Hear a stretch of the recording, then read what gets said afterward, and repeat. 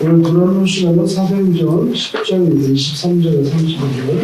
사도행전 10장 23절에서 35절 204페이지. 지난주에 여러분 고넬료가 환상 중에 이제 요바로 사람을 보내서 베드로를 청하라 하는 말씀을 들었고, 베드로는 또 하늘에서 그릇이 내려왔죠. 보좌의 객석이 그릇이 내리는데 거기는 먹을 수 없는 부정한 그런 음식들이 가득 들어있었는데 하나님께서 그를 먹으라고 하셨죠. 먹을 수 없습니다 했더니 하나님께서 깨끗하다 하시는 것을 네가 속되다 할 수 없다, 그렇게 말씀을 하고 환상이 3번 내려오고 끝나서 베드로가 이게 도대체 무슨 뜻인가 생각하고 있는데, 그 베드로를 초청하기 위해서 고넬료가 보낸 사람들이 도착을 했죠. 그래서 그날 밤은 그냥 그 집에서 그 요바에서 베드로가 같이 있다가 다음날 이제 떠나서 고넬료를 만나는 그런 장면이 오늘 본문에 나옵니다. 베드로가 불러들여 유숙하게 하니라. 이튿날 일어나 그들과 함께 갈새 욥바에서 온 어떤 형제들도 함께 가니라. 이튿날 가이사랴에 들어가니 고넬료가 그의 친척과 가까운 친구들을 모아 기다리더니 마침 베드로가 들어올 때에 고넬료가 맞아 발 앞에 엎드려 절하니 베드로가 일으켜 이르되 일어서라, 나도 사람이라 하고 더불어 말하며 들어가 여러 사람이 모인 것을 보고 이르되 유대인으로서 이방인과 교제하며 가까이 하는 것이 위법인 줄은 너희도 알거니와 하나님께서 내게 지시하사 아무도 속되다 하거나 깨끗하지 않다 하지 말라 하시기로 부름을 사양하지 아니하고 왔노라. 묻노니 무슨 일로 나를 불렀느냐. 고넬료가 이르되 내가 나흘 전 이맘때까지 내 집에서 제9시 기도를 하는데 갑자기 한 사람이 빛난 옷을 입고 내 앞에 서서 말하되 고넬료야, 하나님이 네 기도를 들으시고 네 구제를 기억하셨으니 사람을 욥바에 보내어 베드로라 하는 시몬을 청하라. 그가 바닷가 무두장이 시몬의 집에 유숙하느니라 하시기로 내가 곧 당신에게 사람을 보내었는데 오셨으니 잘 하였나이다. 이제 우리는 주께서 당신에게 명하신 모든 것을 듣고자 하여 다 하나님 앞에 있나이다. 베드로가 입을 열어 말하되 내가 참으로 하나님은 사람의 외모를 보지 아니하시고 각 나라 중 하나님을 경외하며 의를 행하는 사람은 다 받으시는 줄 깨달았도다. 아멘. 그래서 이제 36절부터는 베드로의 말씀이 이제 시작되는데, 거기에 보면 이제 예수님께서 이 땅에 오셔서 십자가에 못 박히시고 3일 만에 부활하셔서 다시 살아나셨다, 그런 이제 예수님이 그리스도이시다 하는 내용을 짧게 전했어요. 그 사람들에게 전했어요. 그런데 베드로가 그렇게 잠깐 복음을 전하고 있는데 성령께서 임재하신 거예요. 성령께서. 그래서 44절에 보시면 베드로가 이 말을 할 때에, 이렇게 나오죠. 베드로가 이 말을 할 때, 그러니까 베드로에게 이제 고넬료하고 거기 모여있는 사람들에게 나사렛 예수께서 귀신도 내쫓고 나무에 매달려서 죽었는데 사흘 만에 다시 부활하셨다, 이분이 그리스도이십니다 라고 말하고 있는데 성령이 44절에 말씀 듣는 모든 사람에게 내려오시니, 여러분 지금 이 상태에서 고넬료가 세례를 받은 상태입니까? 안 받은 상태입니까? 안 받은 상태입니다. 물세례요. 사람이 주는 물세례를 받지도 않았는데 성령이 먼저 임해버렸어요. 그죠? 그러니까 꼭 물세례를 받아야 성령 세례를 받는 것도 아닌 것입니다. 물세례를 받고 나서 성령 세례를 받을 수도 있고, 성령 세례를 먼저 받고 물세례를 받을 수도 있고, 물세례하고 성령 세례를 한꺼번에 임할 수도 있고, 그죠? 그런데 여기는 보면 아직 물세례를 베풀지도 않았는데 베드로가 설교를 하는데 성령이 임하신 거예요, 그 사람들에게. 그래서 45절에 베드로와 함께 온 할례 받은 신자들, 이거 뭡니까? 유대인들을 말하는 겁니다. 베드로와 함께 왔던 유다인들이 너무 깜짝 놀란 거예요. 왜 놀란 줄 아세요? 예수 믿고 구원받는 것은 그래도 누구에게 임한 거예요? 유대인들에게 임한 거예요. 근데 이게 이방인들한테도 성령이 임하네? 이런 생각조차 못했던 거예요. 생각조차 못했던 거예요. 그래서 베드로와 함께 온 할례 받은 신자, 이거 뭡니까? 유대교인이었다가 예수 믿게 된 사람들이죠. 들이 이방인에게도 성령 부어주심을 말미암아 논란이 이게 어떻게 된 거야? 유대인만 그런 구원받는 게 아닌데 이게 된 거죠. 논란이 이는 방언을 말하며 하나님 높임을 들음이로라. 이에 베드로가 이르되 이 사람들이 우리와 같이 성령을 받았으니 누가 능히 물로 세례 베품을 금하려 하고 명하여 예수 그리스도의 이름으로 세례를 베풀라 하니라. 그들이 베드로에게 며칠 더 머물기를 청하니라. 그래서 세례를 받았다는 거예요. 물 세례를 받았다는 거예요. 여러분 이렇게 해서 해피엔딩으로 끝났습니다. 고넬료와 모인 사람들이 성령도 받았고 물 세례도 받아서 이제 예수님을 깨닫게 됐고 이제 예수 믿는 신자가 된 거죠. 여러분 여기에 대표적으로 일행들이 있었지만 대표적으로 말하면 고넬료와 베드로의 만남, 굉장히 정말 중요한 세계적인 만남이에요. 왜 그러냐면 그 고넬료는 굉장히 의로운 사람입니다. 기도도 많이 하고 구제도 많이 하고 의로운 사람이에요. 그런데 여러분 아무리 의로워도 그 의로움으로 구원을 받을 수는 없다는 것을 여기서 분명히 보여줍니다. 만약에 예수를 몰라도 괜찮아요. 그냥 구제를 많이 하고 기도도 많이 하고 착하게 살아. 착하게. 악을 행하지 않고. 그래서 구원받을 거면 굳이 하나님께서 베드로를 그렇게 요바까지 막 사람 보내가지고 불러서 예수는 나사렛 예수가 그리스도라는 그 복음을 전할 필요는 없지요. 없어요. 그래서 고넬료가 아무리 의롭고 진실되고 구제도 많이 하고 선한 양심을 가지고 사는 사람이지만 그래도 그 사람은 다음 단계로 넘어가야 돼. 그게 뭐냐면 예수를 듣고 깨닫고 구원을 받아야 되는 거예요. 오늘 본문이 그걸 보여주는 겁니다. 고넬료가 베드로를 만나야 될 이유는 뭐냐? 의로운 아무리 착하게 살아고 뭐 법 없이 살 수 있다는 사람 있잖아요. 법 없이 살 수 있는 그런 사람들 아무리 그렇게 착하고 의롭고 정의롭게 뭐 진실되게 진실무망하게 살아도 그것으로 인해서 영원히 구원받는 것은 아니라는 것을 분명히 보여줍니다. 그래서 오늘 이 고넬료가 베드로를 반드시 만나야만 되는 거예요. 왜? 예수에 관해서 들어야만, 믿음은 들으면서 나오고. 자, 그리고 오늘 본문의 말씀은요, 고넬료만 베드로를 꼭 만나야 되는 그게 중요한 것이 아니라 베드로도 고넬료를 꼭 만났어야만 돼요.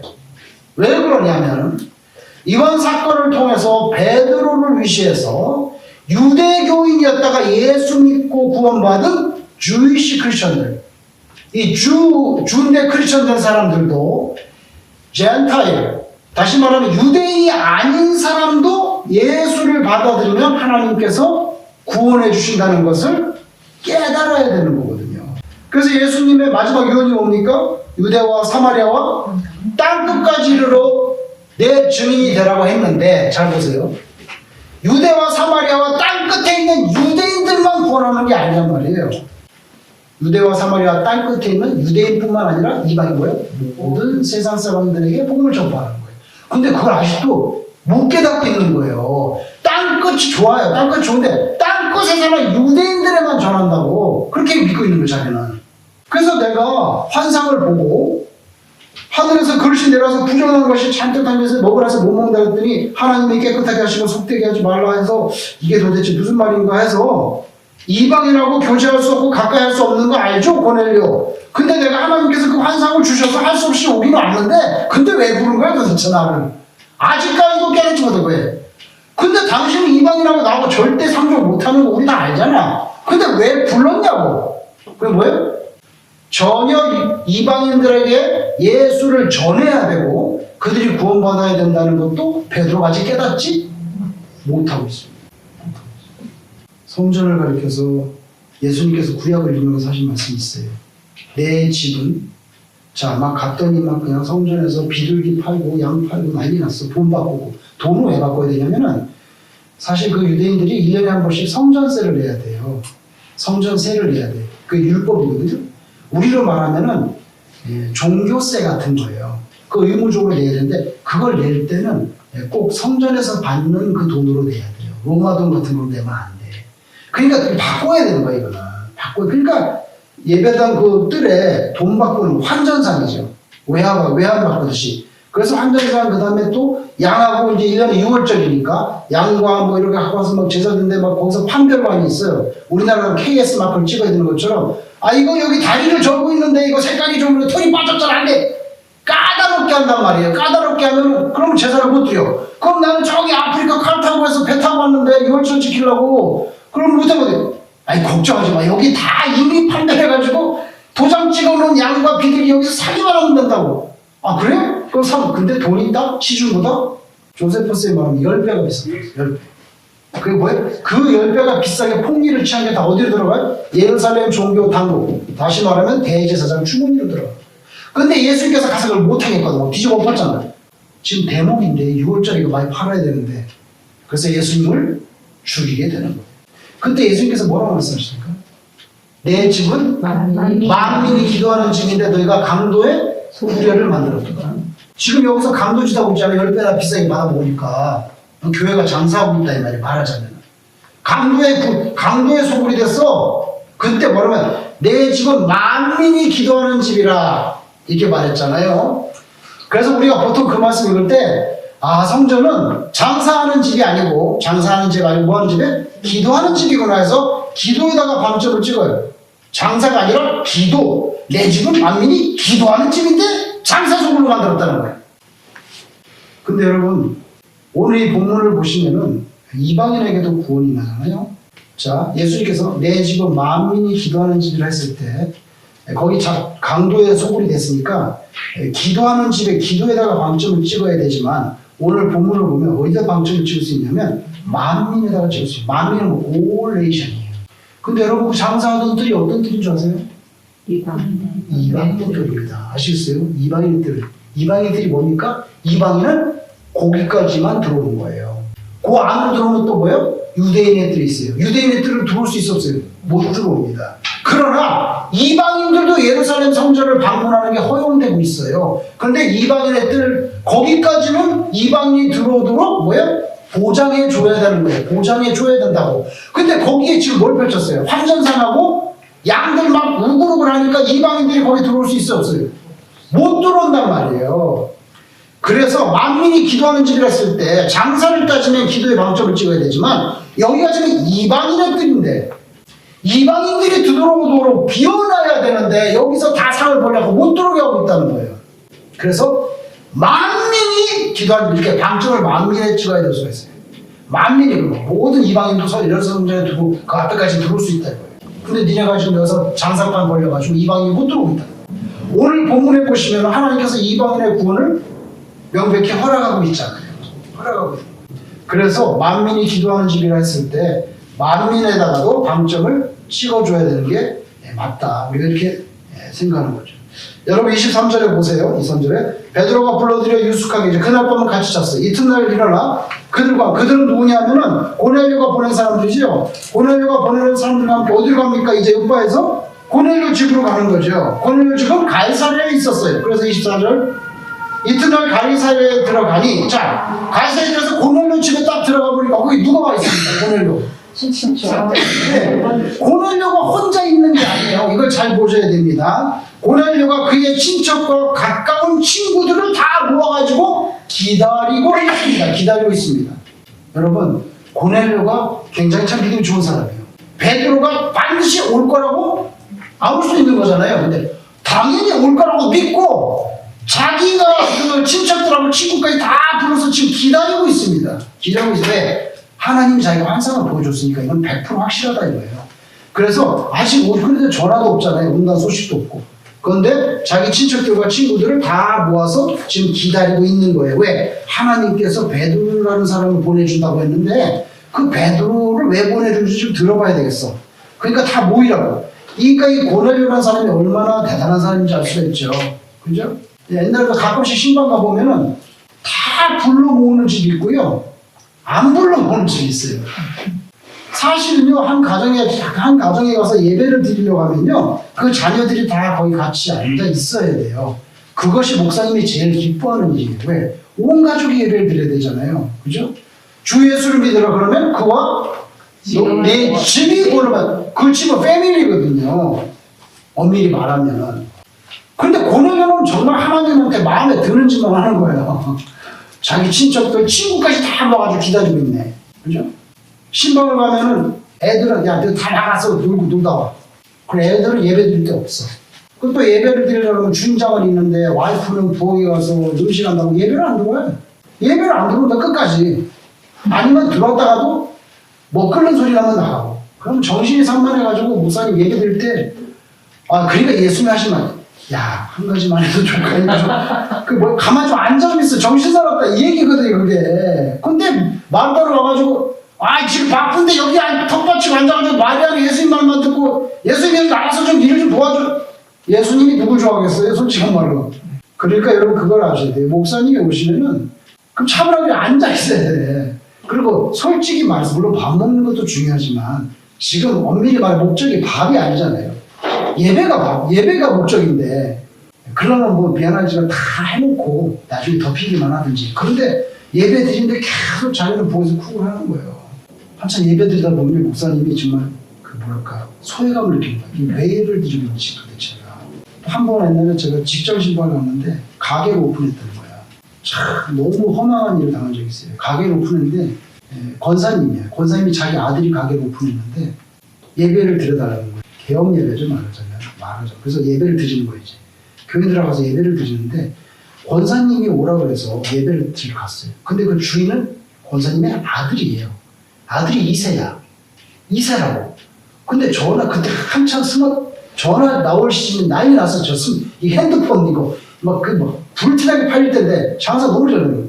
하여튼 그 권사님이 축복을 받아서 물질을 많아. 그 자식이 하는 것마다 피자가 막 이렇게 하고 또 팔고 돈이 막 얼마나 많이 벌지 몰라. 예수를 잘 믿어보면.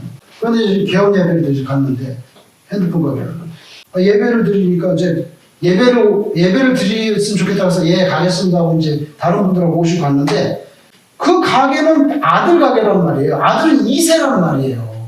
2세. 한국말 잘 못해.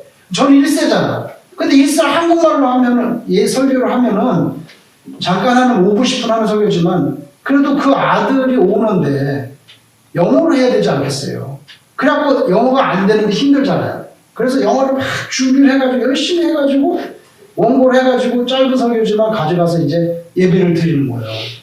이제 예배를 드리고 하는데 그 아들이 계속 들락날락하는 거. 어쩌서 전화가 띠리고 또 전화가 띠고 또 와서 또 앉았어. 또 띠가 띠. 그러다가 이제 예배를 설교를 하려고 하는데 이 아들이 전화 띠가서 나갔는데 안 들어오는 거예요. 안 들어오는 거예요.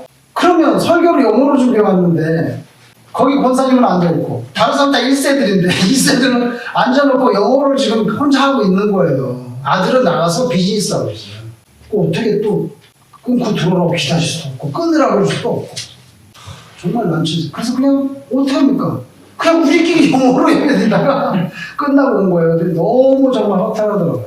그러니까 그것은 그 권사님이 참 동기는 순수했지만 자녀 교육이 너무 안 된 거예요. 예배를 드릴 때는 아무리 바빠 전화를 꺼놔라. 예배 드릴 때 앉아있어야 된다. 이런 교육이 너무 안 된 거예요. 그리고 아들이 나가서 계속 통화를 해서 예배가 다 끝나가는데도 권사님을 불러오지 않아요. 그거 어떻겠어요? 그게 뭐냐고. 예배도 아니고. 오늘 여기 고뇌를 보니까 그 생각이 나요. 자기 친척과 친구들 다 불러서 기다리고 있는 거예요. 이게 믿음이거든요. 별거 아닌 것 같지만. 그런데가 베드로가 딱 들어갔을 때 한번 보세요. 25절에 고넬료의 태도를 보라고. 마침 베드로가 들어올 때 고넬료가 맞아 발 앞에 엎드려서 절을 했어요. 여러분 이거 조금 과장하면 어떤 문맥인지 아세요? 일본 순사가 조생진 집에 와가지고 조생진 집에 와서 엎드려서 어떤 조생수한테 절하는 격이에요. 그게 가능해요? 이 고넬료가 백부장이잖아요. 일본 순사 같은 그런 위치에 있는 사람인데 와서 베드로에게 엎드려서 절을 하니까 베드로가 놀래가지고 일으켜 세우면서 뭐라고 했어요? 여기 보세요. 일으켜 이르되 일어서라 나도 사람이라. 왜 이러십니까? 이거 왜 이러십니까? 그 절 받으면 이렇게 하고 있으면 돼야 안 돼요? 안 되죠. 자기가 하나님도 아닌데 왜 나도 사람인데 왜 이러시냐고 해서 벌떡 이렇게 세운 거예요.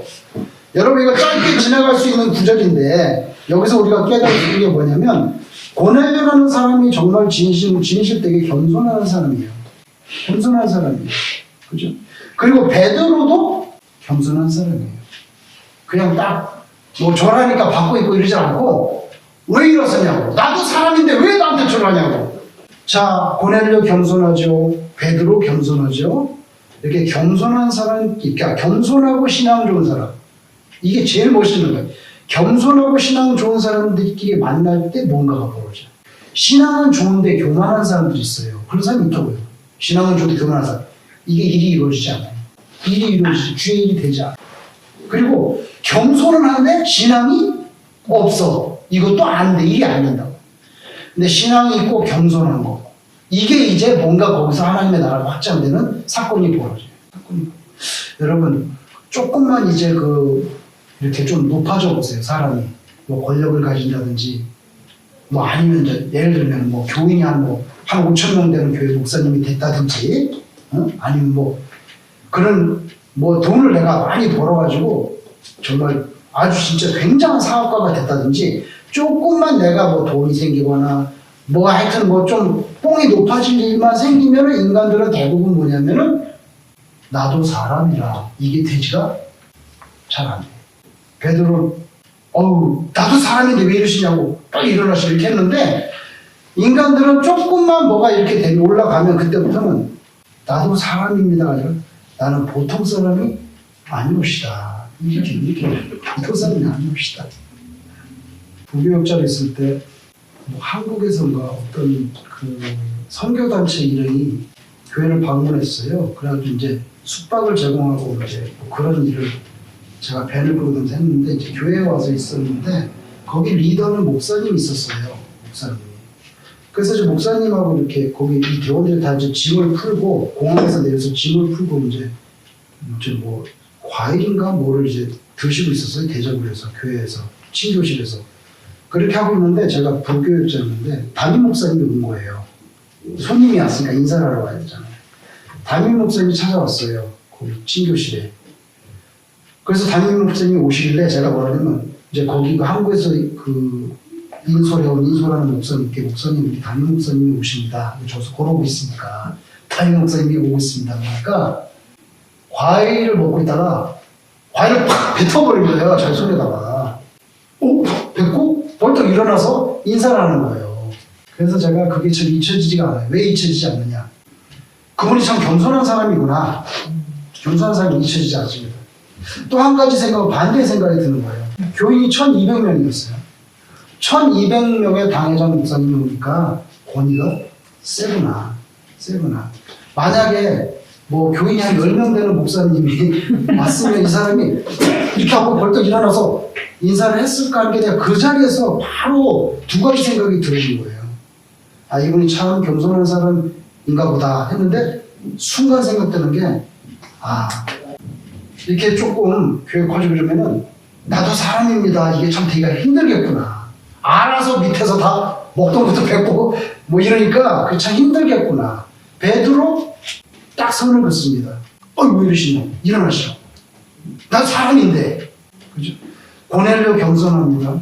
순사 정도 되는 사람이 조센진 앞에서 절하는 건 마찬가지예요. 순사, 저는 얘기 들었는데 무섭죠. 권위가 어마어마해요. 순사가 방문하면요, 그 집에 소를 잡아요. 소는요, 1년에 잡을까 말까요. 소고기라는 게 옛날에 조선시대 구항할 때 소고기라는 걸 먹어볼 가능성이 거의 없다고 그랬어요. 근데 순사가 오면 돼지하고 소를 잡아서 대접을 한다. 권위가 세요. 근데 고넬료가 참 겸손하다. 베드로도 대단히 겸손하다. 그 다음 보세요. 자, 27절에 더불어 말하되 들어가 여러 사람이 모인 것을 보고, 자, 가니까 벌써 모여 있어요.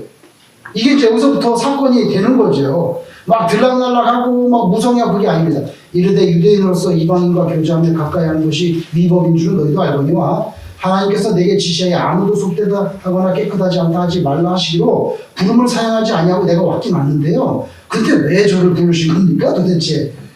당신들하고 우리하고는 사실 서로 상종 안 하는 거 서로 간에 잘 알고 있잖아요. 그런데 왜 부른 거예요? 여러분, 베드로는 솔직합니다. 그 다음에 30절 고넬료가 이래야지 자기 설명을 하는 거예요. 내가 나흘 전 이맘때까지 내 집에서 제 굿이 기도를 하는데 갑자기 한 사람이 빛난 옷을 입고 내 앞에 서서 말하되 고넬료야, 하나님이 내 기도를 들으시고 내 구제를 기억하셨으니 사람을 요빠에 보내 베드로라는 시몬을 청하라. 그가 바닷가 모두장인 시몬의 집에 유숙하느니라 하시기로 내가 곧 당신에게 사람을 보냈는데 오셨으니 잘 하였나이다. 그 다음 보세요. 이 사람은 고넬료가 하는 거예요. 잘 하였나이다. 이제 우리는 주께서 당신에게 명하신, 자, 하나님께서 베드로 당신에게 명하신 모든 것을 듣고자 하여, 여기 모인 겁니다. 지금 여기 듣고자 하여, 그 다음에 보세요. 뭐라고 합니까? 다 하나님 앞에 있나이다. 지금 이 사람 누구 앞에 있습니까? 베드로 앞에 있습니다. 그죠? 베드로 앞에 있죠? 베드로 앞에 있는데 말은 누구 앞에 있다고 말합니까? 하나님 앞에 있다고 말합니다. 이게 진짜 신앙이 있는 사람이에요. 하나님을 진심으로 사모하는 사람이, 하나님을 진심으로 사는 사람이 태도가 이렇게 됩니다. 그래서 베드로 앞에서 뭐냐면, 우리는 주께서 당신에게 명령하신 것을 듣고자 하여 지금 우리가 다 하나님 앞에 이렇게 기다리고 있는 겁니다. 하나님 앞에. 그 유명한 라틴어, 그죠? 코람 데오. 코람이 비포거든요. 데오가 하나님이죠. 코람 데오. 베드로 앞에 있으면서 코람 데오라고 말했어요. 코람 데오. 여기서도 베드로, 저기 고넬료가 얼마나 겸손한 사람인지 알 수 있습니다. 그 다음 34절, 베드로가 입을 열어 말하되 내가 참으로 하나님은 사람의 외모를 보지 않아. 이게 무슨 말입니까? 외모를 본다는 게 이방인이냐 유대인이냐 이런 걸 따지지 않는다는 거예요. 귀하냐 천하냐 이런 걸 따지지 않는다는 거예요. 그래서 내가 참으로 하나님은 사람의 외모를 보지 아니하시고 각 나라 중 하나님을 경외하며 의를 행하는 사람은 다 받으신 줄 깨달았도다. 요게 결론입니다. 뭡니까? 고넬료는 아무리 의로운 인생이라도 그거로 구원받지는 못한다. 그래서 예수에 관한 복음을 들어야 된다는 것. 이게 고넬료가 베드로를 만나야 되는 이유. 베드로는 뭔지 아세요? 구원이라는 것이 오직 유대인에게만 임하는 것이 아니라는 것을 깨달아야 되는 거예요. 예수님의 마지막 유언이 유대와 사마리아 땅끝까지 이르러 복음을 전하라고 하는 것인데, 땅끝까지 이르러 복음을 전하는데 가장 걸림돌이 되는 게 누구야? 베드로 너다. 네가 깨닫지 못하고 있기 때문에 너의 그 왜곡된 선민의식, 예수 믿고 구원받는 건 좋은데 인종적으로 누구만 되는 거예요? 유대인만 된다는, 그거 아니라고. 그걸 자기가 이제서 깨달았다는 거예요. 이제서 깨달았다는 거예요. 그래서 이제 예수님에 관해서 조금 얘기를 하고 있는데 성령이 임해가지고, 아까 말씀드린 대로 성령이 임해버린 거예요. 그죠? 물세례를 받기 전에 이미 성령이 임하는 것을 우리가 볼 수가 있습니다. 여러분, 유대인들에게는 선민의식이 있죠? 우리는 하나님이 택한 백성이다. 그거 맞습니다. 틀린 건 아니에요. 하나님 이스라엘 유대인 택한 거 맞아요. 맞는데 성경을 잘 읽어보세요. 항상 뭐라고 하니까 나는 너희를 택한데 제사장 나라 삼는다 그랬죠. 제사장 나라. 그게 무슨 말입니까? 제사장은요, 온 백성의 죄를 끌어가고 하나님 앞에 대표로 나가서 제사를 드린 사람입니다. 그죠? 근데 이스라엘을 제사장 나라를 삼았다는 것은 온 세상 사람들을 대표해서 하나님께 나가서 예배드리는 그런 사명을 준 것이지, 내가 너를 택했다고 해서 너만 구원하고 나머지는 다 구원 안 한다는 게 아니잖아요. 그걸 오해를 하고 있는 거예요. 그래서 그럴 때는 오해가 있기 때문에 결국에는 이스라엘이 제사장 나라의 사명을 버리게 되잖아요. 그죠? 여러분, 이런 관점은 요나서를 통해서도 분명히 하나님이 가르쳐 줍니다. 그죠? 요나 안 가려고 했잖아요. 그거 왜 가냐고, 뭐 이방인한테 내가. 근데 그 사람들 회개했을 때 하나님께서 그 니네 사람 용서했어요, 안 했어요? 용서했잖아요. 그 배 아파했죠? 요나가 배가 아파가지고 뭐래서 내가 죽을지언정 내 말이 맞아요. 아, 대단해요. 베드로 모습만 다르지? 저 못 먹습니다. 이거 먹어. 못 먹습니다. 먹어. 세 번 못 먹습니다. 저는. 그러니까 하나님께서 내가 깨끗하다면 네가 왜 속된다고 하느냐, 그렇게 싹 올라가 버렸어요. 그릇이 보자기가. 그래서 하나님이 도대체 나한테 뭘 말씀하는 거지 도대체 이게. 그때까지 회의하다가 고넬료의 집에 가서 이제 내가 깨달았습니다. 하나님이 이방인에게도 구원을 주신다는 거. 그래서 오늘 본문은 역사적인 사건이에요. 저와 여러분이 은근히 그런 그 구별되는 의식이 있을 수가 있어요. 나는 이런 사람인데 너는 뭐 저기 상종할 상황이 아니야. 지금 너하고 너하고는 왜 이게 급이 다르고 뭐가 다르고 뭐 이렇게 하시는데 하나님께서 솔직히 말해서 그거 별로 안 좋아하세요. 왜 안 좋아하냐면 내가 당신하고 나오는 급이 다르고 배경이 다르고 뭐로 봐서도 당신하고 나하고 교제할 수 있겠냐. 근데 그 사람을 위해서도 예수님이 피를 흘렸다는 걸 기억해야 돼요. 그래서 내가 이렇게 딱 손을 긋고 나는 평생 당신 상종할 볼 일이 없다. 이거는 하나님께서 기뻐하는 일이 아니에요. 오늘 베드로가 그것을 확실하게 깨닫는 사건인데 우리도 오늘 이 본문을 보면서 고넬료처럼 그렇게 의롭게 살아야 되겠구나. 그렇게 살아야 되겠구나. 그러나 아무리 우리가 돌을 닦고 뭘 해봐야 예수의 피가 아니면 구원은 안 되는구나.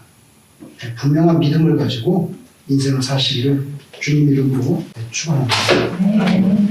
주기도문 드리겠습니다.